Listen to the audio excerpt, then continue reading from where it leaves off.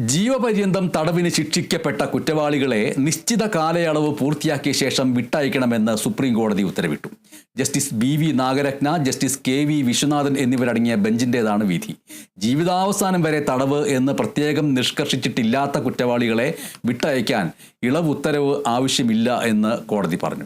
2002 ഡൽഹി വ്യവസായി നിതീഷ് കട്ടാരിയെ കൊലപ്പെടുത്തിയ കേസിൽ പ്രതിയായ സുഖ്ദേവ് യാദവ് നൽകിയ ഹർജിയിലാണ് ഈ ഉത്തരവ്. ഇപ്പോൾ ജീവപര്യന്തം തടവ് അനുഭവിച്ചുകൊണ്ടിരിക്കുന്ന വ്യക്തികളെ സംബന്ധിച്ചിട്ട് ആശ്വാസകരമായിട്ടുള്ള വാർത്തയാണ് ഇത്.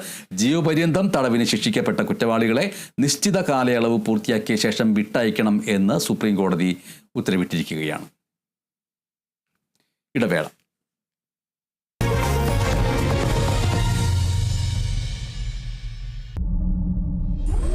അവർ ഒരു